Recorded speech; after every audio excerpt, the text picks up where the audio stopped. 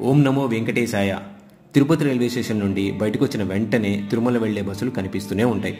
Bus ఎక్కి ఆ ఏడుకొండలు చూసుకుంటూ గోవిందా గోవిందా అనుకుంటుంటే ఎంతో ప్రశాంతంగా ఉంటుంది. అలా ఒక అరగంటలో తిరుమల వచ్చేసింది. బస్ స్టాండ్ పక్కనే హెల్ప్ డెస్క్ ఉంది. ఏ ఇన్ఫర్మేషన్ కావాలన్నా అడగచ్చు, క్లియర్గా చెప్తున్నారు. రూమ్స్ తీసుకొని కళ్యాణకట్టకు వెళ్ళి గుండు చేయించుకున్నాం. సాయంత్రం ఆ వెంకటేశ్వర స్వామివారి దర్శనానికి క్యూ లైన్లో నుంచున్నాం. రద్దీ బాగా ఉంది, అయినా ఎక్కడా తోపులాటలు లేవు. స్వామివారి దర్శనం చాలా బాగా జరిగింది.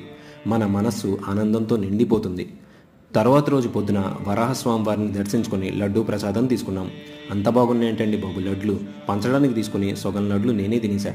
మధ్యాహ్నం భోజనానికి వెంగమాంబ సత్రానికి వెళ్ళాం. ఇక్కడ భోజనం చేయడానికి రోజు వేల సంఖ్యలో వస్తారంట భక్తులు. శుచిగా శుభ్రంగా కడుపు నిండా పెడుతున్నారు భోజనం.